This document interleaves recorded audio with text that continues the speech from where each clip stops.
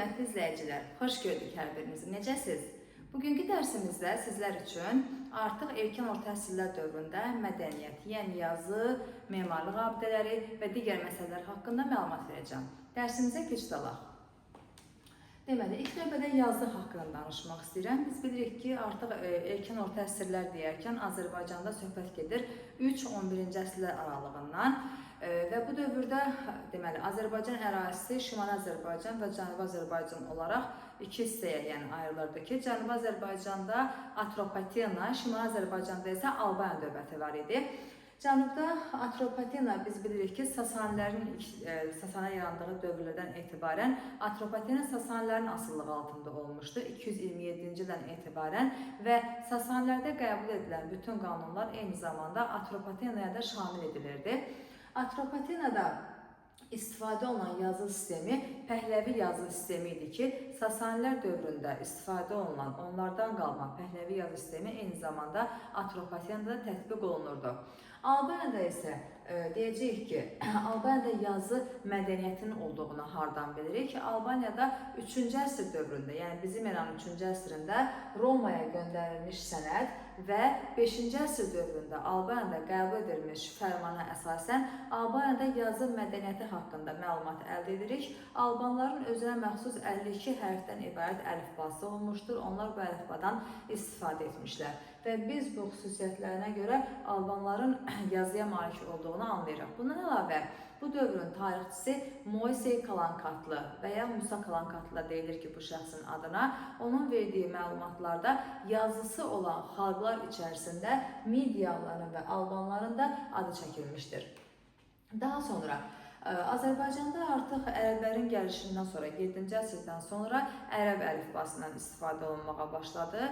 Türk dilində danışan insanların ərəb əlifbasından istifadəsi təbii ki də müəyyən qədər çətinlik doğursa da belə 20-ci əsrin ta əvvəllərinə qədər ki dönəmdə biz deyəcəyik ki, həmin dövrə qədər əsrlər boyu ərəb əlifbasından istifadə olunmuşdur. Bütün kargüzarlıq sənədləri, elmi sənədlər, publisistik əsərlər, bədii əsərlər, bütün hər bir şey artıq ərəb dilində yazılırdı. Dərs ərəb əlifbası ilə yazılırdı. Eyni zamanda ərəblərin gəlişi ilə artıq Azərbaycan ərazisində ərəb dili geniş yayılmağa başlanmışdı ki, yəni artıq insanların bir çoxusu onlarla qaynayıb qarışma prosesini yaşamış, ərəb dilindən istifadə olunmuşdu. Yəni, bəzi dövlət sənədlərində çox vaxtı ərəb dilindən istifadə edilirdi.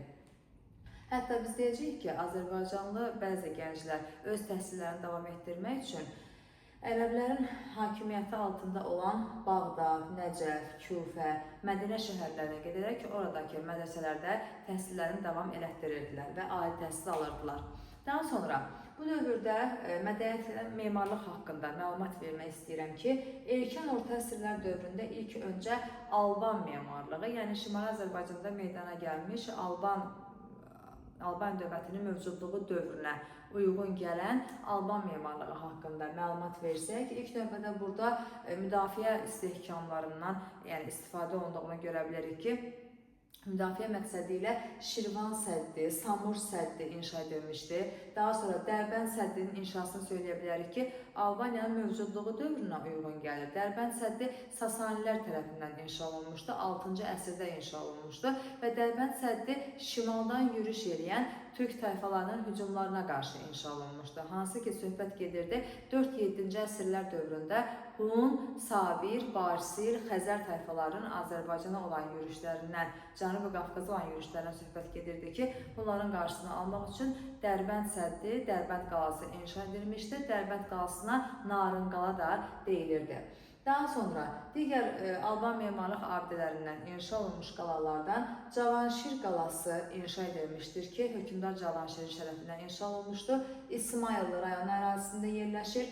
Gövurqala Ağdam rayonu ərazisində yerləşir. Gövurqalanın adını biz ötən dəfəki dərslərimdə söyləmişdim ki, 488-ci ildə Albaniya hökmdarı 3-cü Mömin Vaçaqan Ağoyan kilsə məclisini çağırarkən burada o bu məclisi Gövurqala ərazisində çağırmışdı. Belə ki, Gövurqala Ağdam rayonu ərazisində Boy Əhmədli kəndi yaxınlığında yerləşən bir yaşayış məskənidir ki, məhz burada həmin o məclis çağırılmışdı. İndiki Ağdam rayonu ərazisində yerləşir. Daha sonra Ağdərə rayonu ərazisində Çarapkert qalası yerləşir.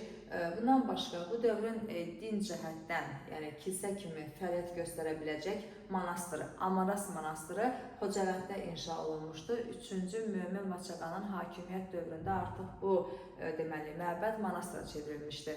Belə ki, əvvəlki dönəmlərdə yəni Albanların məbədi kimi istifadə olunmuş, daha sonra isə monastıra çevrilmişdi.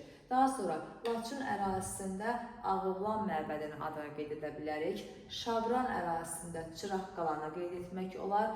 Qax ərazisində Torpaq qalanı qeyd etmək olar. Eyni zamanda müdafiə istehkamı olaraq bunların içərisində Qazaxın yuxarı Əskipara kəndi yaxınlığında yerləşən qala kompleksinin adını qeyd etmək mümkündür.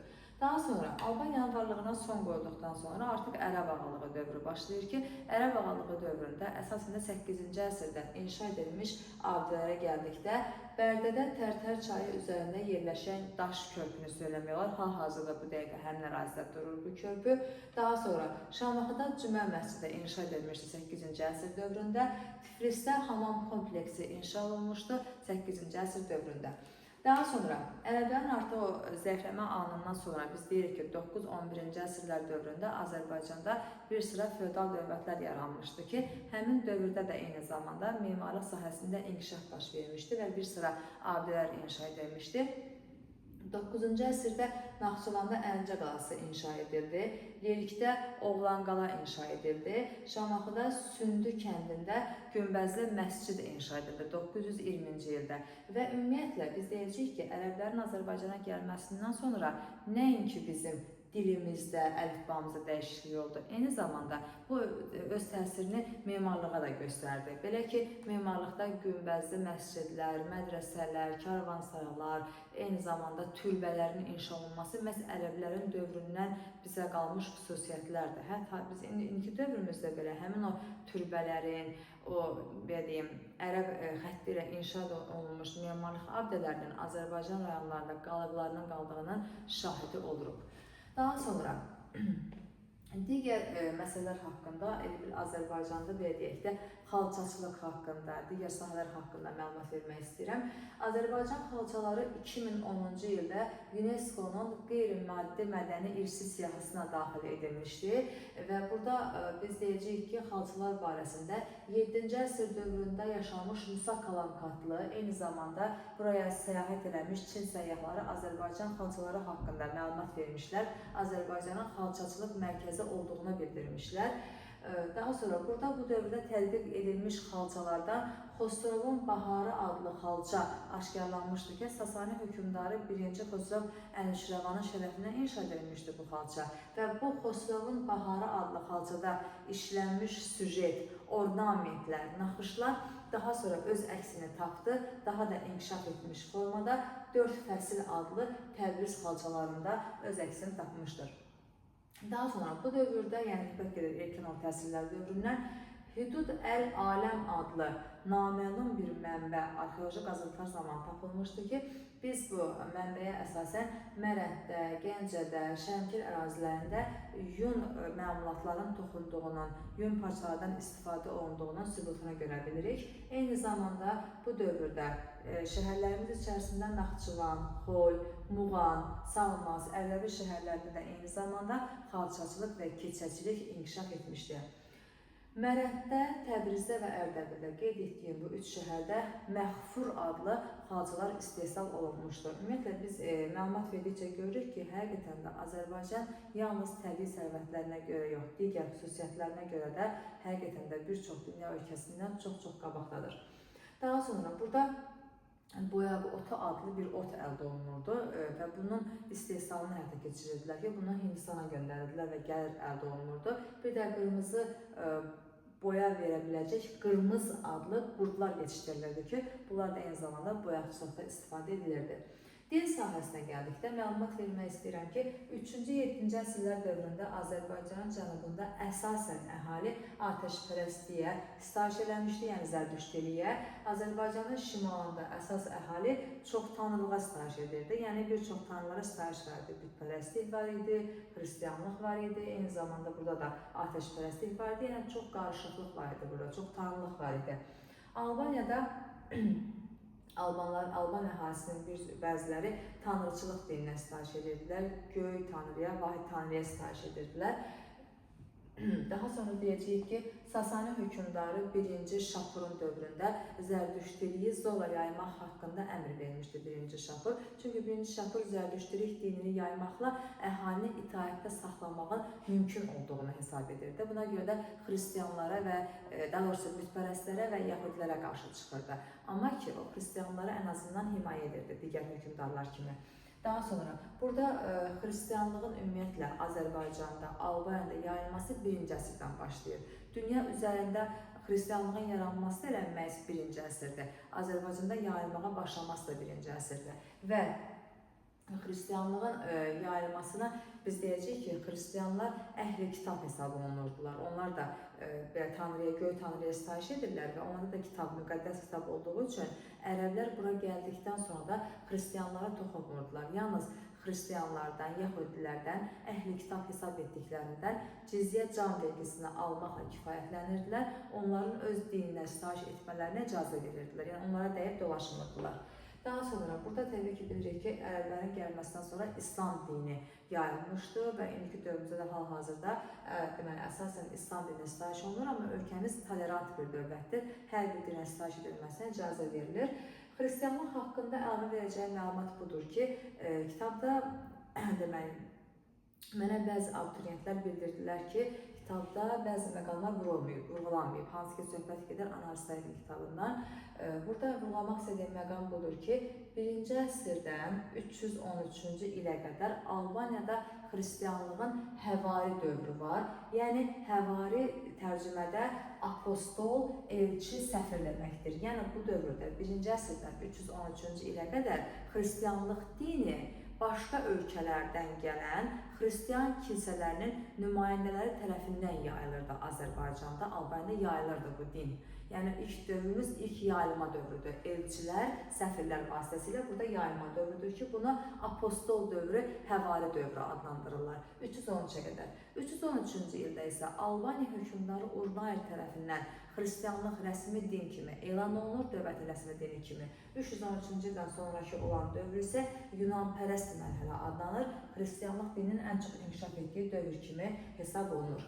Lakin nə qədər də xristianlıq inkişaf etsə də belə, yalnız Azərbaycanda, Albaniya ərazisində dağlıq və dağətəyi ərazilərin əhalisi əsasən xristianlığa sitayiş edirdilər. Çünki ərəblərin bura gəlişindən sonra da İslam dininə güclü müqavimət göstərilirdi, hansı ki, dağlıq və dağətəyi ərazilərdə. Çünki o insanlar ancaq xristianlığı qəbul etmişdilər deyə İslam dininə müqavimət göstərirdilər, qəbul etmək istəmirdilər. Amma İslam dininin ən çox sevilərək yayıldığı ərazilər Xəzər dənizi sahilində yaşayan insanlar tərəfindən, Cənubi Azərbaycan əhalisi tərəfindən, Şimali Azərbaycanda Mil Muğam bölgələrində çox sevə-sevə asanlıqla İslam dini yayılmışdır. Sonra burada biz deyəcəyik erkən orta əsrlər dövründə xalqın formalaşması haqqında.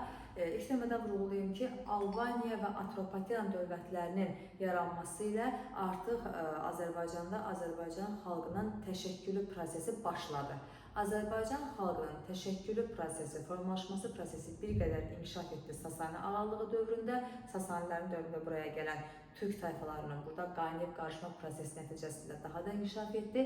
Ərəb ağalığı dövründə, bəzi mənbələrdə isə Səlcuqların dövründə qeyd olunur ki, Azərbaycan xalqının formalaşması başa çatdı. Və Ərəb ağalığı dövründə Azərbaycan deyilərkən Dərbətdən, Qafqaz dağlarından Qızılüzən çayına qədər ki, böyük torpaqlar nəzərdə tutulurdu. Burada qeyd eləmişəm. Daha sonra xalqın formalaşma prosesində rol oynayırdı bir neçə amillər. Ərazi amili, dil amili, daha sonra iqtisadi əlaqələr, bir də vahid mədəniyyətin formalaşması. 4 dənə qeyd etdiyim əsas xüsusiyyətin olması ilə bunlar Azərbaycan xalqının formalaşması prosesinə müsbət təsir göstərmişdir. Və burada bir də qeyd eləmişəm Dədə Qorqud məsələsini. 1998-ci ildə Heydər Əliyevin verdiyi fərmana əsasən Dədə Qorqudun 1300 illik yubileyinin keçirilməsi haqqında fərman verilmişdi. Belə ki, biz bilirik ki, Dədə Qorqud dastanı 7-ci, 9-cu əsrlər dövründə meydana gəlmişdi. və 7-ci əsrdə yaranmasına götürsək, həmin dastanın 1300 illiyi 2000-ci ilə düşürdü ki, Heydər Əliyevin verdiyi fərmana əsasən 2000-ci ilin aprelin 9-da Dədə Qorqudun 1300 illik yubileyi Bakıda digər türk dövlətlərinin iştirakı ilə keçirilmişdir. Və erkin orta əsrlər dövrünün mədəniyyəti haqqında verəcəyi məlumatlar bu qədərdir. Oldu, sağ olun. Növbəti görüşlərədək.